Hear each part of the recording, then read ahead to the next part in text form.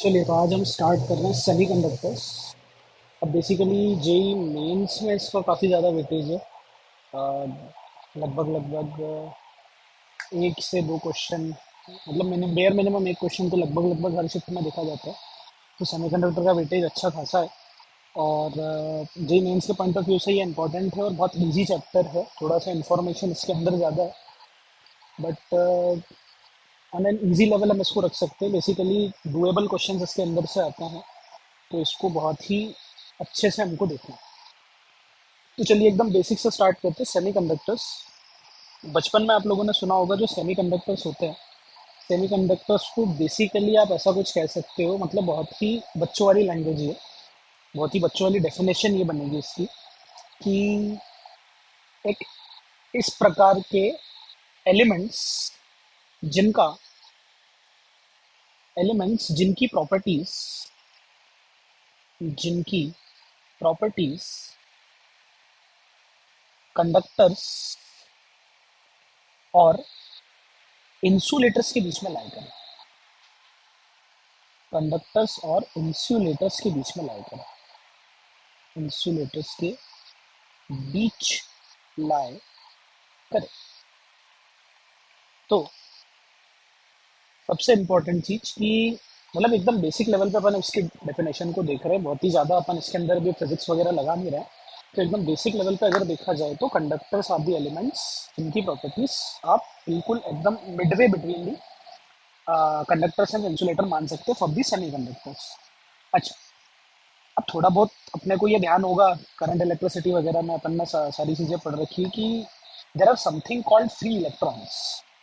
तो कंडक्टर और इंसुलेटर्स में मेजर डिफरेंस जो हमने देखा है, वो major difference insulators, major difference presence of free electrons ही। अब इसमें वही फ्री इलेक्ट्रॉन एब्सेंट होते हैं, फ्री वाले इलेक्ट्रॉन्स एब्सेंट होते हैं। तो अब बेसिकली ये क्या चीज़ है जो फ्री इलेक्ट्रॉन्स वाली बात है, मतलब एक इंट्यूशन, मतलब बेसिकली ये चीज़ें ऑलरेडी हमारे दिमाग में इनबिल्ड होती है, बचपन से हम लोग पढ़ते आते हैं कि हाँ there are something called free electron, और इलेक्ट्रॉन की वजह से ही करंट चलता है, इलेक्ट्रॉन की वजह से ही करंट बहता है। तो अब हम हाँ फ्री इलेक्ट्रॉन फॉर ग्रांटेड ले लेते हैं, बट ये एक्चुअली में फ्री इलेक्ट्रॉन होता क्या है, फ्री इलेक्ट्रॉन कैसे आता है, इसकी थोड़ी सी अपन चर्चा कर लेते हैं। मतलब इतना एकदम इजी पार्ट नहीं है, इतना एकदम मतलब फंडामेंटल पार्ट नहीं है ये, जितना अपन इजी अपन इसको अब तक समझते आ रहे थे। तो आप देखिएगा, अपन जरा बात कर रहे हैं फ्री इलेक्ट्रॉन्स। अच्छा, फ्री इलेक्ट्रॉन्स की बात करते हैं तो एक फंडामेंटल लेवल पे मैं एक एग्जांपल लेता हूँ। फंडामेंटल जैसे बेसिकली आप मान लीजिए कि अगर मेरे पास सोडियम है, सोडियम का एटॉमिक नंबर आप जानते हैं 11 होता है। अब सोडियम का इलेक्ट्रॉनिक कन्फिग्रेशन को जैसा दिखेगा अपने को 1s2 2s2 2p6, और यहाँ पे हो जाएगा 3s1। तो बेसिकली अपन अफबाउ प्रिंसिपल से सोडियम का इलेक्ट्रॉनिक कन्फिग्रेशन कुछ इस प्रकार से लिख सकते हैं। अब ये जो मैंने सोडियम का इलेक्ट्रॉनिक कन्फिग्रेशन लिखा है, इसमें आप ये चीज समझते हो कि ये जो लास्ट वाला जो इलेक्ट्रॉन है, जो 3s1 ऑर्बिट में 3s1 ऑर्बिटल में जा रहा है, इसी वाले इलेक्ट्रॉन को अपन फ्री इलेक्ट्रॉन कहते हैं।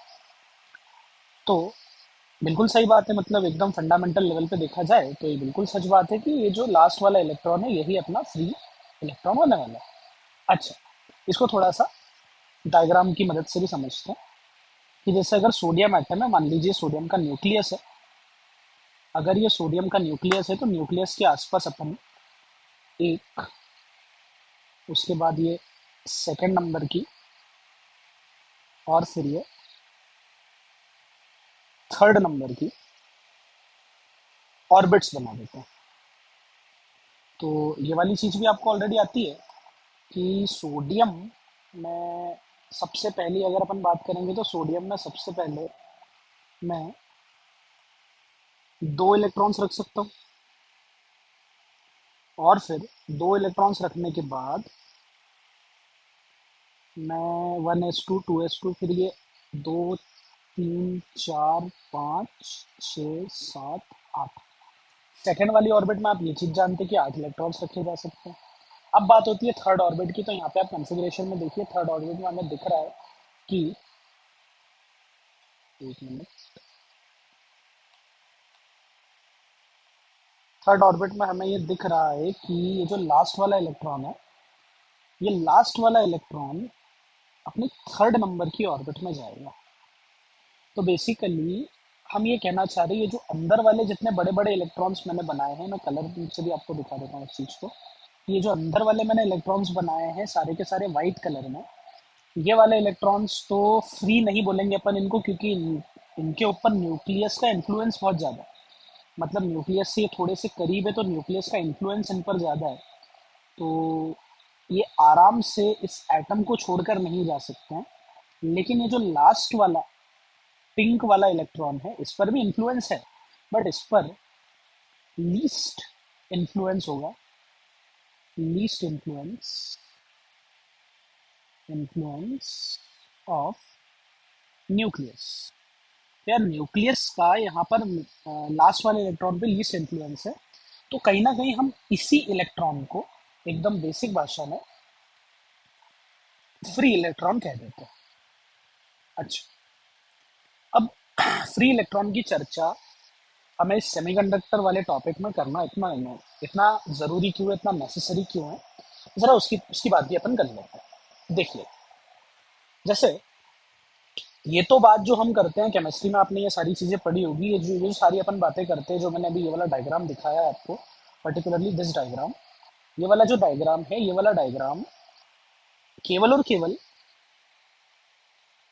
ओनली फॉर वन एटम बनाया गया, एक एटम के लिए डायग्राम बनाया गया। अच्छा, ये वाला डायग्राम एक एटम के लिए तो बनाया गया, ये बात भी समझ में आती है।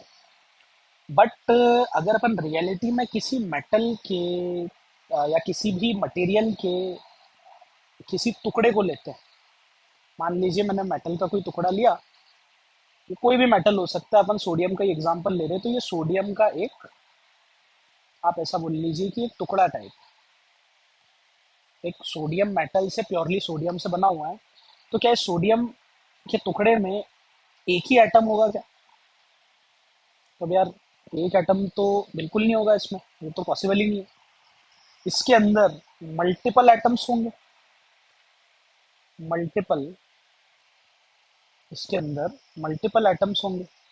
अब यार मल्टीपल एटम्स अगर होंगे, तो हमने जो भी थ्योरीज पढ़ी हैं अब तक, वो तो हमने एक एटम के लिए पढ़ी है कि एक एटम में कहीं आखिरी में वो इलेक्ट्रॉन होता है। फिर ज़्यादा से ज़्यादा आपने, ठीक है, वो फिर बातें कर ली होगी कि हाँ मॉलिक्यूल्स वगैरह भी बनते हैं।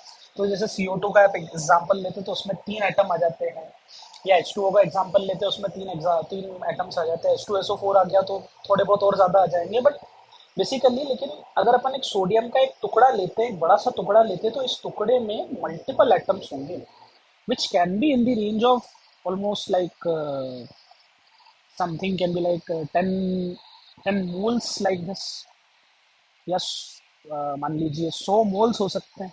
अब मोल्स आप लोग जानते हैं कि बहुत सारे एटम्स होते हैं यार। अभी इतने सारे एटम्स का इंटरेक्शन अगर हो रहा है, तो फिर ये लास्ट इलेक्ट्रॉन जो है, इस पर कुछ ना कुछ इफेक्ट हो सकता है। तो अपन वही देखना चाह रहे हैं कि ये जो फ्री इलेक्ट्रॉन है, फ्री इलेक्ट्रॉन एक सिंगल एटम में तो हमें समझ में आता है कि किसी एक एटम की अगर अपन बात कर रहे हैं, तो एक एटम में जो सबसे लास्ट वाला इलेक्ट्रॉन है, आप उसको फ्री कह रहे हैं। लेकिन व्हाट अबाउट दिस, जो आप सोडियम का टुकड़ा ले रहे हो, इस टुकड़े में फ्री इलेक्ट्रॉन कौन सा है? Which one is free electron? तो फ्री इलेक्ट्रॉन वैसे मतलब बोला जाएगा अभी भी लास्ट वाला ही आप बोलोगे, बट इस वाले फ्री इलेक्ट्रॉन में और एक टुकड़े के अंदर देखे गए फ्री इलेक्ट्रॉन में थोड़ा सा डिफरेंस आएगा। बेसिकली हम एप्लीकेशन पॉइंट ऑफ व्यू से देखेंगे तो थोड़ा सा डिफरेंस आएगा। देखिए वो डिफरेंस क्या होगा, समझते हैं अपन। मल्टीपल एटम्स पे जाने से पहले एक काम करते हैं, एक थॉट एक्सपेरिमेंट से, कि हम 2 एटम सिस्टम की बात कर लेते हैं। 2 एटम सिस्टम मतलब कि सोडियम का एक एटम आपके पास था, सोडियम के एक एटम के अराउंड, ये मान लीजिए इसका न्यूक्लियस है, इसके अराउंड आप, ये अपन ने देखा कि इसकी 3 ऑर्बिट्स होती है, तो ये मैं 3 ऑर्बिट्स बना देता हूँ, ये ये दो, और ये तीसरी ऑर्बिट अभी मैं बना देता हूँ। अच्छा, और इसके बाद यहाँ पे मैं एक और सोडियम एटम लेता हूँ जिसकी खुद की 3 ऑर्बिट्स हो गई। अब ये देख लीजिए, एक, ये दूसरी, और ये तीसरी, ये 3 ऑर्बिट हो गई। तो अल्टीमेटली ये जो 3 ऑर्बिट्स हैं, इन 3 ऑर्बिट्स में इन एटम्स के अपने अपने कुछ इलेक्ट्रॉन्स होंगे। पहली वाली में 2, दूसरी वाली में 2, 4, 6 और 8, और तीसरी वाली में 1। फिर से पहली वाली में 2, दूसरी वाली में 2, 4, 6, 8, और तीसरी वाली में फिर से 1। अब देखिए, अगर आप किसी पर्टिकुलर सोडियम के टुकड़े को लेते हो, किसी सोडियम का एक प्रॉपर एक सब्ट्रेट ले लेते हो, सब्ट्रेट कहते हैं अपन इस टुकड़े को, कि अगर एक मेटेलिक सब्ट्रेट आपने ले लिया तो सब्ट्रेट के अंदर काफी सारे आइटम्स के पीसेस होने वाले हैं। तो अपन केवल अभी 2 पे फोकस कर रहे हैं कि अगर ये 2 एटम का सिस्टम हो और इस 2 एटम के सिस्टम को यदि मैं पास पास लाऊं, यदि मैं जैसे मान लीजिए कि इस वाले सिस्टम को मैं पकड़ के ऐसे इसके पास अगर मैंने शिफ्ट किया, तो अगर ये दूर रहेगा तो इनके बीच में इंटरेक्शन कम है। लेकिन जैसे जैसे जैसे जैसे जैसे देखिए, मैं राइट वाले को अगर इस साइड में शिफ्ट करता जा रहा हूँ, तो आप देख सकते हैं जो थर्ड वाली ऑर्बिट है, थर्ड वाली ऑर्बिट लेफ्ट वाले सिस्टम की और थर्ड वाली ऑर्बिट राइट वाले सिस्टम की, दोनों की दोनों थर्ड ऑर्बिट, ये दोनों आपस में इंटरेक्ट करने लग गई। अच्छा, अब ऑर्बिट के बारे में आप इतना तो जानते हैं कि ऑर्बिट एक्चुअल में फिजिकली कोई ऑर्बिट तो होती नहीं है, वो तो एनर्जी लेवल्स होते हैं इलेक्ट्रॉन्स के अलग अलग। वो तो आपने ऑलरेडी बोहर मॉडल्स में बोहर के मॉडल में पढ़ा ही होगा। तो थर्ड वाली जो ऑर्बिट है, ये जो एनर्जी लेवल से ये आपस में इंटरेक्ट करने लगे। इनके इंटरेक्ट करने का देखिए रिजल्ट क्या होता है, कि अल्टीमेटली ये कुछ ऐसा दिखता है हमें। देखिए, इनके इंटरेक्शन से अल्टीमेटली रिजल्ट ये आता है कि सेकंड और सेकंड वाली में कुछ इंटरेक्शन होगा, ठीक है, वो भी बात सही है। लेकिन थर्ड वाली का इंटरेक्शन होने से ये जो एनर्जी लेवल से कुछ इस प्रकार से डिस्ट्रीब्यूट हो जाता है। बेसिकली आप जो कहते हैं ना कि जो बॉन्ड बन रहा है, वो बेसिकली एक प्रकार का अगर बॉन्ड बना रहा है सोडियम, एक सब्सटेंस में रहने के लिए अगर सोडियम सोडियम आपस में आ रहे हैं, तो इन सोडियम्स के आप देख लीजिए लास्ट वाला जो एनर्जी लेवल है, ये जो लास्ट वाला एनर्जी लेवल है, इसको अपन दूसरे कलर से दिखा देते हैं, एक काम करते हैं। सबसे लास्ट वाले एनर्जी लेवल की मैं बात कर रहा हूँ। ये लास्ट वाला जो एनर्जी लेवल है, इसका कलर अपन चेंज कर देते हैं, ये देखिएगा, ये वाला लास्ट वाला एनर्जी लेवल। तो बेसिकली ये वाला जो एनर्जी लेवल है, आप देखेंगे इनके इंटरेक्शन होने से ये जो एनर्जी लेवल था ये शेयर्ड हो गया एक प्रकार से। एनर्जी लेवल शेयर होने से देखो क्या हुआ, इस इलेक्ट्रॉन को नाम दे देता हूँ मैं 1, इस इलेक्ट्रॉन को मैं नाम दे देता हूँ 2। अब ये जो 1 और 2 वाले इलेक्ट्रॉन है, देखिए क्योंकि ये एनर्जी लेवल शेयर हो गया है, जो पर्पल कलर का एनर्जी लेवल मैंने बनाया ये शेयर हो गया है, इस वजह से ये वाला इलेक्ट्रॉन आप देखिए लेफ्ट वाले सोडियम में और राइट वाले सोडियम एटम में दोनों में मूव कर सकता है। सिमिलरली ये जो 2 वाला है, ये भी लेफ्ट और राइट दोनों में मूव कर सकता है। तो ये जो 2 एटम सिस्टम होता है, 2 एटम सिस्टम से देखिए हमें समझ में आया कि जो फ्री इलेक्ट्रॉन था जो हमने सिंगल एटम में देखा था, इसका जिसका न्यूक्लियस पे कम इन्फ्लुएंस था, तो ये ऑटोमेटिकली इसको छोड़ के जा सकता है, जिसके बारे में आपने पूरी थ्योरी डिटेल में पढ़ी है कि किस प्रकार से मॉलिक्यूल्स वगैरह बनाएगा। NaCl का फॉर्मेशन आपने देखा होगा। तो वो सारी चीजें ठीक थी for 1 atom, for a single atom. तो सिंगल एटम तक वो चीजें ठीक थी, लेकिन जैसे देखिए आप 2 एटम्स लाए और दोनों एटम्स को जब आप पास पास लेके आए, जब मैंने इस वाले को मूव किया पास पास, तो पास पास आने से जितना जितना ये पास में आएंगे उतना इनके एनर्जी लेवल्स इंटरेक्ट करेंगे, एनर्जी लेवल इंटरेक्ट करेंगे, तो ये इलेक्ट्रॉन्स देखिए आपस में शेयर होने लग गए।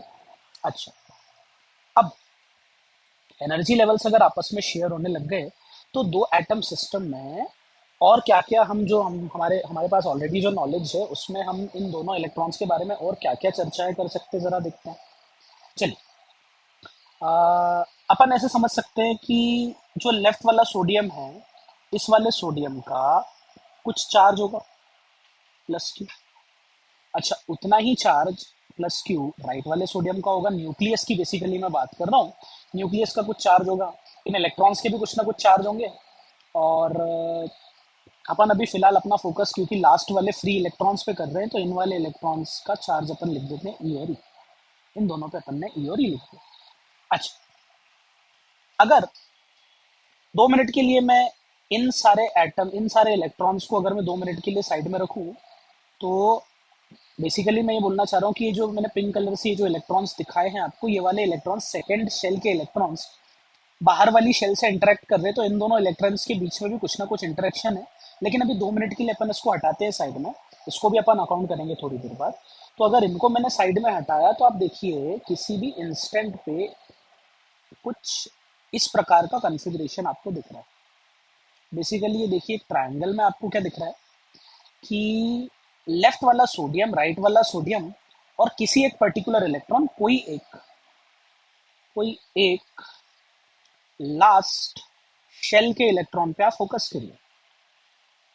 मैंने फोकस किया वन वाले पे। अगर वन वाले पे मैंने फोकस किया तो वन वाले में आप देखिए इस प्रकार का ट्रायंगल बनता हुआ आपको दिख रहा है।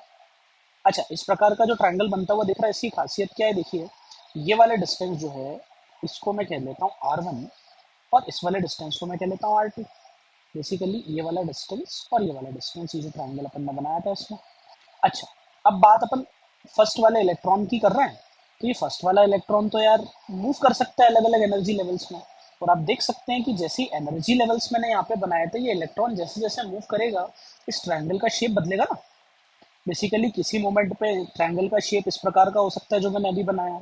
कभी हो सकता है ट्रायंगल का शेप ऐसा हो जाए, ये एकदम मिडवे में आ जाए। R1 R2, ये देखो ये वेरी कर सकते हैं, इसको R1 डैश और R2 डैश कह लेते हैं। बेसिकली ये ट्रायंगल का शेप बदल सकता है। अच्छा, और क्या पॉसिबिलिटी हो सकती है, तो देखो एक पॉसिबिलिटी ये हो सकती है कि ये जो इलेक्ट्रॉन है ये मूव करता करता राइट वाले राइट वाले पोर्शन के पास आ जाए। तो इधर वाली जो डिस्टेंस है, ये वाली जो डिस्टेंस है, ये वाली डिस्टेंस छोटी हो जाएगी, जबकि यहाँ से जो डिस्टेंस आनी है आपकी, ये वाली डिस्टेंस बड़ी हो जाएगी। तो अल्टीमेटली ये ट्रायंगल कुछ इस प्रकार का भी दिख सकता है। तो फिर से देखिए, जो R1 है फिर वैरी कर गया, तो इसको मैं R1 डबल डैश और इसको मैं R2 डबल डैश कर देता हूँ। अच्छा देखिए, इस पूरे फर्स्ट वाले इलेक्ट्रॉन की अगर अपन बात कर रहे थे, तो फर्स्ट वाले इलेक्ट्रॉन में आपको ये 3 कन्फिग्रेशन दिख रहे हैं, फर्स्ट, सेकेंड, थर्ड। अब आप मुझे खुद बताइए, ऐसे अगर अलग अलग प्रकार के ट्रायंगल्स बन सकते हैं, तो इन अलग अलग प्रकार के ट्रायंगल्स में बहुत सारी पॉसिबिलिटीज है, इनफाइनाइट पॉसिबिलिटीज है ये तो। बेसिकली एक साइड पे इलेक्ट्रॉन रखा हुआ है और बाकी दो साइड पे प्लस क्यू के न्यूक्लियस रखे हुए हैं। यहाँ पे भी सेम कहानी, एक साइड पे इलेक्ट्रॉन रखा हुआ है, एक साइड पे प्लस क्यू के न्यूक्लियस रखे हुए हैं। फिर से एक साइड पे इलेक्ट्रॉन रखा हुआ है और फिर से प्लस क्यू के न्यूक्लियस रखे हुए हैं। अब देखना, इन 3 पॉसिबिलिटीज को मैंने बनाया, इसमें पॉसिबिलिटीज तो बहुत सारी, R1 R2। बेसिकली आप बहुत ही मतलब अल्टीमेटली जैसे जैसे इलेक्ट्रॉन मूव करता जाएगा, जैसे जैसे इलेक्ट्रॉन आप देखिए यहाँ पे इस एनर्जी लेवल में इस प्रकार से मूव करेगा, तो अगर वो रैंडमली अगर अलग अलग जगह पे मूव करता हुआ हमें मिलता है, तो ये कन्फिग्रेशन अल्टीमेटली चेंज होता जाएगा, ये जैसे जैसे मूव कर रहा है। और अगर कन्फिग्रेशन चेंज होता जाएगा, तो इस इलेक्ट्रॉन का न्यूक्लियस के साथ जो इंट्रैक्शन है, वो इस पूरे सिस्टम की कुछ पोटेंशियल एनर्जी लेकर आएगा।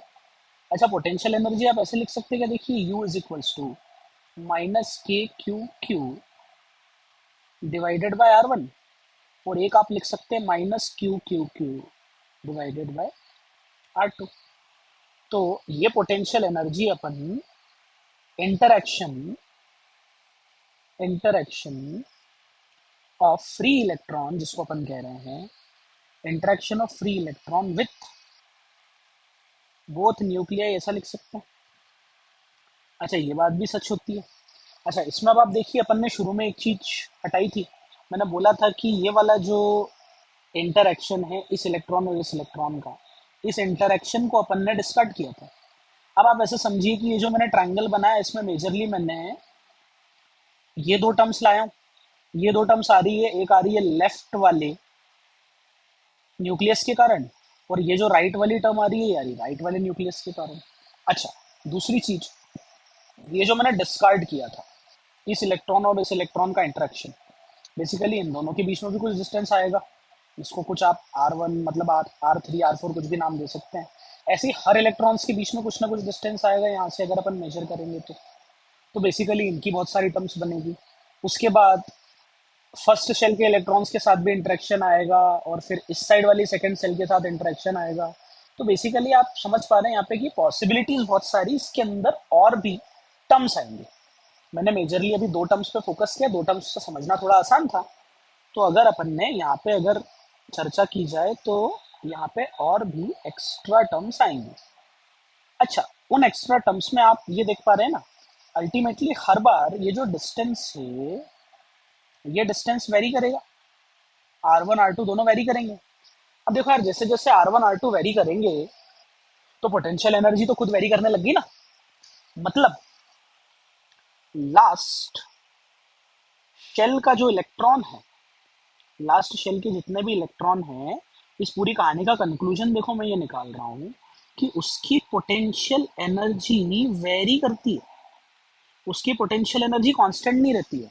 कांस्टेंट, याद करो यार, अगर सिंगल एटम की बात करोगे, सिंगल एटम की बात करोगे तो सिंगल एटम में देखो आपको ऐसे डायग्राम्स बनाने याद है क्या? सबसे पहले 1s1, फिर 1s2, 1s2, 1, sorry 1s1, 2s2, 2p6, 3s2। Basically आपने ये मॉलिक्यूलर ऑर्बिटल थ्योरीज वगैरह में इस सब चीज़ों को देखा होगा कि जिन शेल्स की एनर्जी लेवल कम होते हैं उनमें इलेक्ट्रॉन्स पहले आके फिल होते हैं, इनमें इलेक्ट्रॉन्स बाद में आके फिल होते हैं। तो अल्टीमेटली सिंगल एटम में ये जो एनर्जी लेवल से हर एक इलेक्ट्रॉन के ये एनर्जी लेवल किसी एक वैल्यू पे फिक्स होते हैं ना, ये एनर्जी लेवल फिक्स्ड होते हैं। लेकिन यहाँ पे हमने जब टू एटम सिस्टम की बात करी, दो एटम्स को जब मैं साथ में लाया, तो देखिए आपको ऐसा दिख रहा है ये जो लास्ट वाला एनर्जी लेवल था, ये लास्ट वाला एनर्जी लेवल तो एक वेरिएबल आ रहा है ना। यहाँ पे देखिए पोटेंशियल एनर्जी वेरी कर रही है। ये देखिए R1 R2 वेरी करेगा, R1 बदलेगा, कभी R1 ज्यादा होगा, कभी R1 कम होगा, कभी R2 ज्यादा होगा, तो यू की वैल्यू बदलेगी ना यार। अब पोटेंशियल एनर्जी अगर बदल रही है तो पोटेंशियल एनर्जी वेरी कर रही है, मतलब इसकी लास्ट ऑर्बिट की या लास्ट शेल के इलेक्ट्रॉन की एनर्जी वेरी कर सकती है। मतलब ये एनर्जी अब बहुत सारे फॉर्म्स में आ सकती है, हो सकता है वो फॉर्म्स पास पास भी आ जाए अगर अपन देखें तो कुछ इस प्रकार से एनर्जी का एक बैंड टाइप बन जाता है। और देखो मैं केवल दो ही एटम लेके आया था पास में। अच्छा, अल्टीमेटली अब एक्सपेरिमेंटली देखा जाए, थोड़ी थ्योरेटिकल फिजिक्स वगैरह इसमें लगती है, थोड़ी हाई लेवल की, अभी उतना डिटेल में अपने को देखना नहीं है। तो ये जो लास्ट वाला शेल था, बेसिकली जो 3s2 था उसका बैंड बना, थोड़ा सा 2p6 का भी बनता है, 2s1 का थोड़ा छोटा बनता है, बहुत हल्का सा बैंड बनता है 2s1 का, और 1s1 का और छोटा बनता है, बहुत ही छोटा सा। मतलब इसमें जो एनर्जी लेवल्स है, ये एनर्जी लेवल्स दूसरे एटम के इंटरेक्शन के कारण, जो पहले एक पर्टिकुलर फिक्स्ड वैल्यू दे रहे थे, डिस्क्रीट वैल्यूज मुझे दे रहे थे, ये डिस्क्रीट वैल्यूज अब टूटकर टू एटम सिस्टम में ऐसी स्प्लिट हो चुकी है, एक बैंड बना चुकी है, कंटिन्यूस वैल्यू ला चुकी है। तो बेसिकली आप ये कह सकते हो इस एनर्जी बैंड में, अगर उस बैंड में इलेक्ट्रॉन आ गया है जो सबसे ऊपर है, सिंपल सी भाषा में आप समझना इस चीज को, यदि इलेक्ट्रॉन किसी ऐसे एनर्जी बैंड में प्रेजेंट है, is present in an energy band, in an energy band which has a certain value, or which has a certain value above some threshold, above some threshold, which allows it, which allows it to be shared, to be shared between two atom system, two atom system. समझना क्या बोलना चाह रहा हूँ मैं, कि अगर electron किसी ऐसे एनर्जी लेवल पे प्रेजेंट है जो किसी पर्टिकुलर थ्रेशोल्ड को क्रॉस करके बैठा है, किसी पर्टिकुलर थ्रेशोल्ड को क्रॉस करके बैठा है, और किसी ऐसे सिस्टम में इलेक्ट्रॉन अगर बैठा है, तो वो इलेक्ट्रॉन आपके एक पर्टिकुलरली फ्री इलेक्ट्रॉन होने के उसकी पॉसिबिलिटी हो जाती है। ध्यान देना, अभी मैं पॉसिबिलिटी कह रहा हूँ, मैं अभी भी ये नहीं कह रहा हूँ कि ये फ्री इलेक्ट्रॉन ही होगा। आगे जाके अपन पढ़ेंगे इन एनर्जी बैंड्स में भी एक प्रकार का इलेक्ट्रॉन तो फ्री होता है, दूसरे प्रकार का इलेक्ट्रॉन फ्री नहीं होता है। देखिए इस चीज़ को मैं थोड़ा सा यहाँ पे क्लियर करने की कोशिश करता हूँ पूरे टॉपिक को खत्म करने से पहले, कि एनर्जी का लेवल अभी अपन ने देखा, एनर्जी का जो लेवल है इन लास्ट वाले इलेक्ट्रॉन्स का तो स्प्लिट हुआ, इन लास्ट वाले इलेक्ट्रॉन्स का लेकिन जितना इंटरेक्शन इनके साथ है उसके कारण जो एनर्जी का लेवल जो डिफ्यूज हो रहा है, जो R1 R2 की वैल्यू चेंज हो रही है, इस वजह से इनका एनर्जी लेवल जितना स्प्लिट हुआ उतना इन अंदर वालों का नहीं हुआ। तो इन अंदर वाले में भी एनर्जी लेवल स्प्लिट तो हुआ है। तो इन अंदर वालों को आप फ्री इलेक्ट्रॉन नहीं कहोगे, ये जो अंदर वाले हैं, इन्हें अपने को फ्री नहीं कहना है भैया। ये देखो, तो ये वाले फ्री नहीं है, लेकिन ये पर्टिकुलर एक थ्रेशोल्ड को क्रॉस करके बैठे। थ्रेशोल्ड मतलब किसी पर्टिकुलर वैल्यू, इनकी एनर्जी बहुत ही ज़्यादा है, एनर्जी ज़्यादा हो गई, स्टेबिलिटी कम हो गई, तो इतनी ज़्यादा एनर्जी हो गई कि अब इनको अपन समहाउ शायद फ्री कह सकते हैं। अब फ्री होने के लिए और भी फिर बहुत सारी कंडीशन आती है, वो अपन अभी देखते हैं सिस्टम में। अभी तक अपन ने केवल दो एटम की बात करी है। अच्छा, तो ले देखे एक छोटी सी, मतलब अपन एक बार फिर से जरा इन चीज को देख ले कि सिंगल एटम, एकदम छोटा सा कंक्लूजन, अगर एक सिंगल एटम है तो सिंगल एटम में लास्ट वाले इलेक्ट्रॉन को आप बेसिक भाषा में फ्री कहते हो। ये सिंगल एटम के सिस्टम की बात है। अगर मुझे किसी रियल लाइफ सिनेरियो की बात करना है और अगर मुझे एक सोडियम एटम की बात करना है, तो सोडियम का एक टुकड़ा अगर अपन उठाएंगे, उसके अंदर मल्टीपल एटम्स होंगे। मल्टीपल एटम्स के साइंस को समझने के लिए सबसे पहले मैं टू एटम के सिस्टम को समझने की कोशिश करूँ। टू एटम के सिस्टम में जब मैं इस सिस्टम को पास लाया था, पास पास वाले, सॉरी, सबसे दूर दूर वाले इलेक्ट्रॉन्स इंटरेक्ट करते हुए आपस में उनके जो एनर्जी के लेवल है उसे डिस्टॉर्ट करके एकदम फ्यूज हो जाते हैं और कुछ ऐसा शेप बनाते हैं। जब हमने इस कॉन्फ़िगरेशन की पोटेंशियल एनर्जी देखी, तो देखिए ये पोटेंशियल एनर्जी वेरी कर रही है। इस पोटेंशियल एनर्जी वेरी करने का अल्टीमेटली डिफरेंस ये आता है सिंगल एटम में और टू एटम में, कि ये जो एनर्जी लेवल से देखिए ये स्प्लिट होने लग गए। तो अल्टीमेटली जब एनर्जी लेवल स्प्लिट होने लग गए, तो हमने कहा कि हाँ, इस बैंड में जो इलेक्ट्रॉन्स आ गए हैं किसी पर्टिकुलर एनर्जी लेवल पे, तो अब इनके इलेक्ट्रॉन के फ्री होने की पॉसिबिलिटी है। इनके फ्री होने की पॉसिबिलिटी है, फ्री इलेक्ट्रॉन अब ये बन सकते हैं। अच्छा, अब एग्जैक्टली ये फ्री इलेक्ट्रॉन कब बनेंगे, कब नहीं रहेंगे, उसकी चर्चा करने के लिए एक काम करते हैं। हम अब इस बात को समझ चुके हैं कि दो एटम में क्या होता है, तो हम जरा मल्टीपल एटम सिस्टम की भी बात कर लेते हैं। एक बार अगर आपको दो सिस्टम समझ में आ गया है, तो मल्टीपल सिस्टम भी समझ में आ जाएगा। मल्टीपल सिस्टम की बात करते हैं अपन, multiple atom system, sorry, multiple atom system. अच्छा, अभी अपनी बात हुई सोडियम के बहुत सारे मॉलिक्यूल से, तो देखो इधर सोडियम बना देता हूँ, इधर सोडियम बना देता हूँ, इधर सोडियम बना देता हूँ, ये सोडियम, ये सोडियम, ये सोडियम, तो देखो बहुत सारे आइटम बना दिए अपन ने। तो बेसिकली अपन एक सोडियम के सब्ट्रैक्ट की बात कर रहे हैं। सब्ट्रैक्ट है, उसके अंदर बहुत सारे सोडियम के आइटम्स हैं। जब ये सोडियम के आइटम पास पास आएंगे, तो आप इस बात को भी समझते हो कि इनके जो एनर्जी के लेवल से लास्ट वाले, देखो ये लेवल आपस में शेयर होते हुए दिख रहे हैं आपको। इसका एनर्जी लेवल इसके साथ शेयर, इसका एनर्जी लेवल इसके साथ शेयर, इसका एनर्जी लेवल इसके साथ शेयर, ये देखो, ये देखो। तो ये एनर्जी का लेवल शेयर हो रहा है। अल्टीमेटली मैं एनर्जी डायग्राम से इस चीज़ को क्लियर करने की कोशिश कर रहा हूँ। जो बोहर एटम बोहर मॉडल में हम एनर्जी लेवल्स जो बनाते हैं, उन एनर्जी लेवल्स को मैं ऐसे शेयर्ड फॉर्म में दिखाने की कोशिश कर रहा हूँ। अच्छा देखो, ये नीचे से भी शेयर होगा कुछ इस प्रकार से, ये नीचे से शेयर होगा, तो अल्टीमेटली देखो इन सब में ये एनर्जी के लेवल्स कुछ हिसाब से शेयर होते जा रहे हैं। मतलब मैंने बहुत ही सिमेट्रिक डायग्राम नहीं बनाया है इसको, सिमेट्रिकली मैं इसे दिखाने की कोशिश करता हूँ। ये देखिए, इसको अपन ऐसे भी दिखा सकते हैं कि एनर्जी का लेवल कुछ इस प्रकार से, कुछ इस प्रकार से, कुछ इस प्रकार से ऐसा शेयर्ड हो सकता है।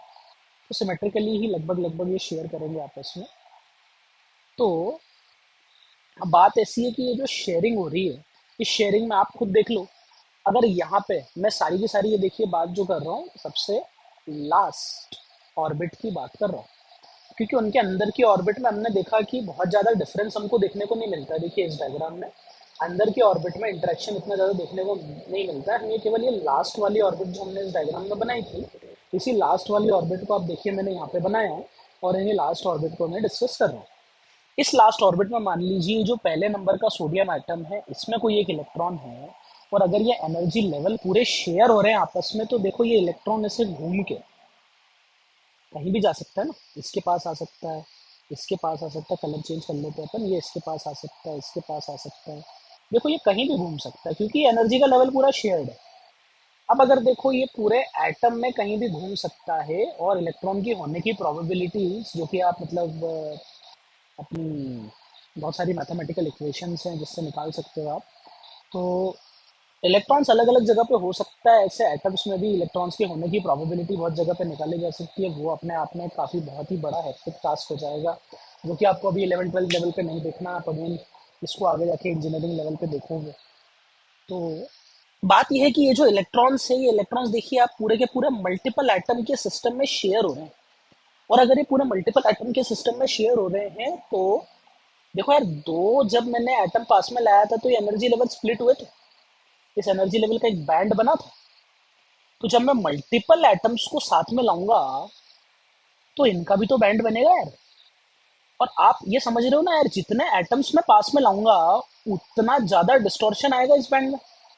ये देखो कुछ इस प्रकार का एनर्जी का बैंड बनेगा। ये मान लीजिए 3s है। एनर्जी का बैंड बहुत ज़्यादा डिस्टॉर्ट हो गया। इलेक्ट्रॉन कभी देखिए हाई एनर्जी पे होता है, अगर सिमेट्रिकली रखा है तो लो एनर्जी पे हो जाएगा, नॉन सिमेट्रिकली रखा है हाई एनर्जी पे हो जाएगा। डिपेंड करेगा R1 R2 की वैल्यूज। यहाँ से देखो, R1 R2 की वैल्यूज, इन पे बहुत सारी कहानियां निर्भर करेगी। तो R1 R2 की वैल्यूज है, एनर्जी कभी कम हो सकती, कभी ज़्यादा हो सकती है। एनर्जी कभी इलेक्ट्रॉन की यहाँ हो सकती है नीचे, कभी थोड़ा ऊपर हो सकती, कभी सबसे ऊपर हो सकती। तो इलेक्ट्रॉन तो कहीं भी हो सकता है ना। तो अब इलेक्ट्रॉन एक पर्टिकुलरली उस ऑर्बिट में भी बहुत डिफरेंट डिफरेंट टाइप के एनर्जी लेवल शो करेगा। और अगर ये डिफरेंट डिफरेंट टाइप के एनर्जी लेवल शो करेगा तो ये पूरा का पूरा देखिए एक बैंड बन के आपको मिलेगा। अच्छा, ये 3s की बात हुई। अपनी बात हुई थी 3s की, तो ठीक है। 2p वाला बैंड भी तो थोड़ा सा टूटता है।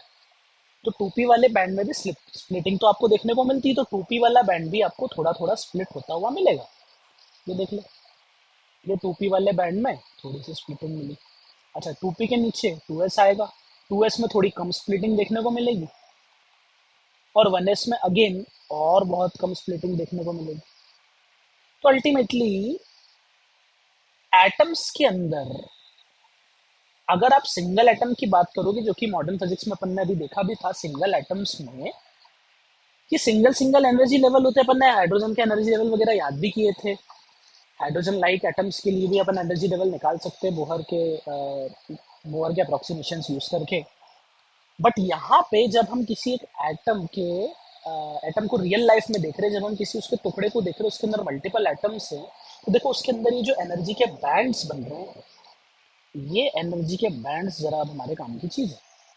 इन एनर्जी के बैंड्स की स्प्लिटिंग होने से अब इनकी प्रॉपर्टी एक सिंगल एटम की और एक मल्टीपल एटम सिस्टम की प्रॉपर्टी चेंज हो जाती है।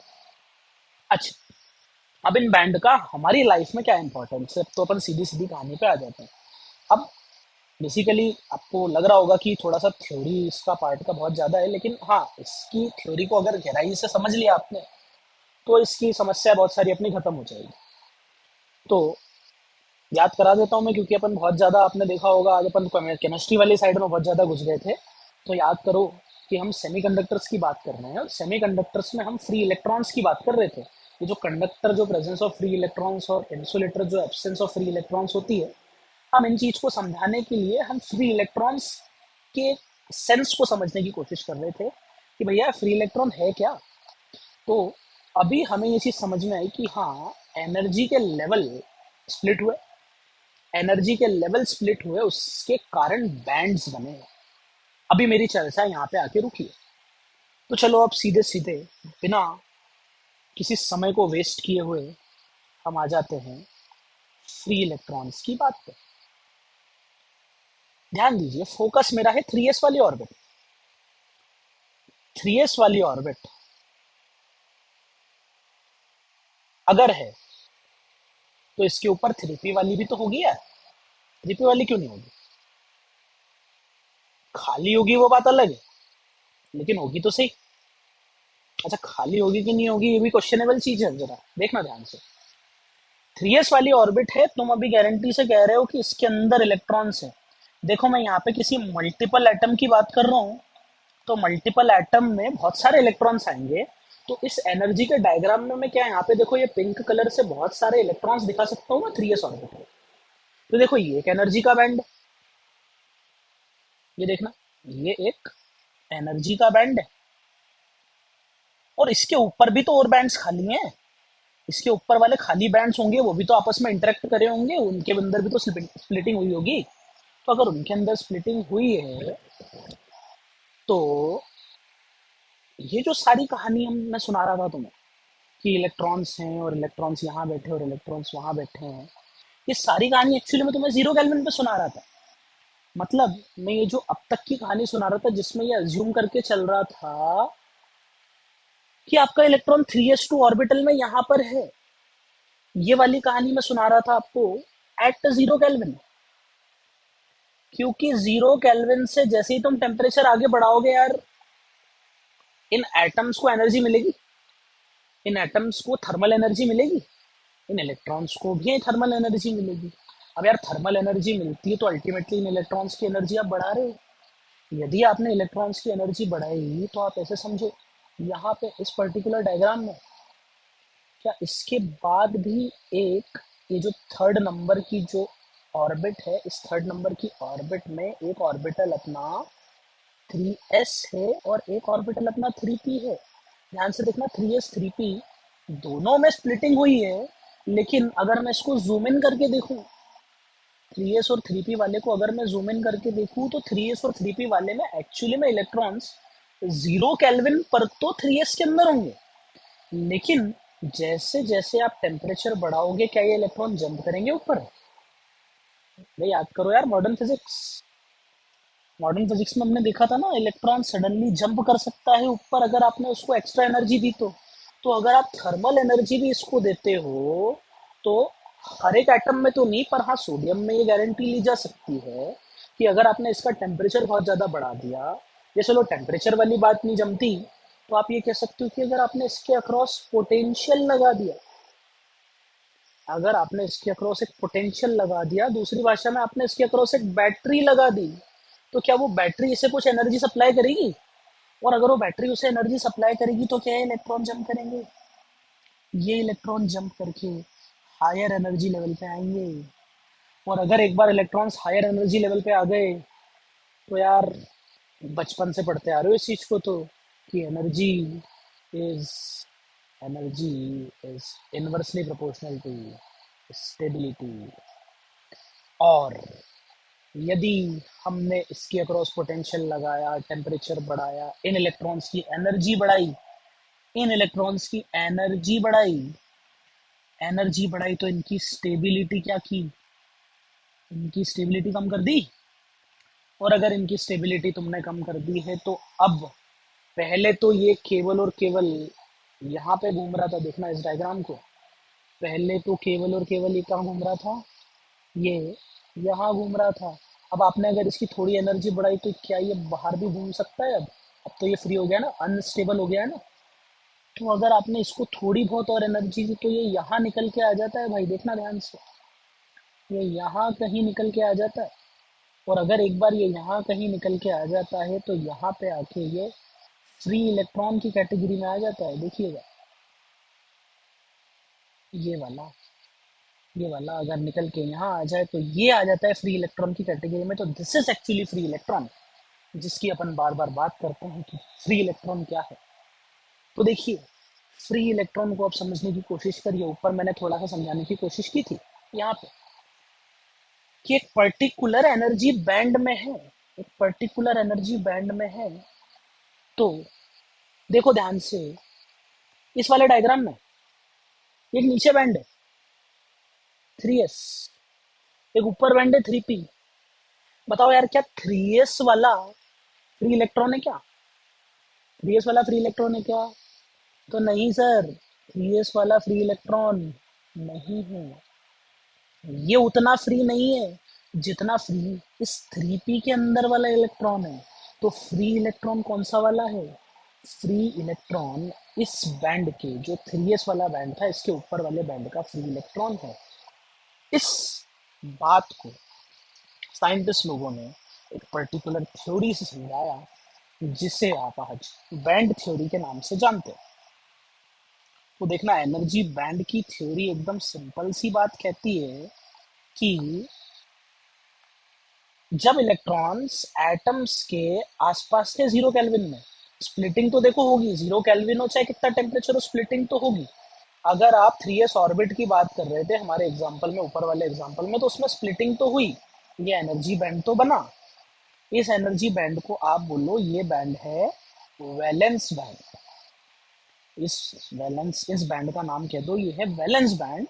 और इसके ऊपर जो एक्चुअली 0 केल्विन पे खाली था, 3p जो है, जो कि 0 केल्विन पर खाली था, एम्प्टी था, इसे आप क्या कहोगे? इसे आप कह दो कंडक्शन बैंड। और अगर आप इसे कंडक्शन बैंड कह रहे हो तो क्या आप ये कह सकते हो कि अगर इलेक्ट्रॉन किसी एनर्जी को लेके जंप करके कंडक्शन बैंड में आया और कंडक्शन बैंड में रहा, तो वो इलेक्ट्रॉन अब हमारे लिए क्या बन जाएगा? वो कंडक्शन बैंड वाला इलेक्ट्रॉन हमारे लिए फ्री बन जाएगा। ध्यान देना, कंडक्शन बैंड, वैलेंस बैंड ये कोई फिजिकल जगह नहीं है। कंडक्शन बैंड, कंडक्शन बैंड एवं एवं वैलेंस बैंड, दो प्रकार के बैंड की बात कर रहे हैं अपन। कंडक्शन बैंड और वैलेंस बैंड, इन दो प्रकार के बैंड कोई फिजिकल जगह नहीं है, ये फिजिकल स्पेस नहीं है, ये तो एनर्जी लेवल्स है भैया। और अगर इन एनर्जी लेवल्स की आप बात कर रहे हो तो ये एनर्जी लेवल एक्चुअली बताता है कि अगर इलेक्ट्रॉन की एनर्जी का लेवल पर्टिकुलरली इस जगह पे, इस रेंज पे आया, तब आप उसे क्या कहोगे? तब आप उसे कहना फ्री इलेक्ट्रॉन। वैलेंस बैंड में अगर वो है तो वो तो वैलेंसी में है ना।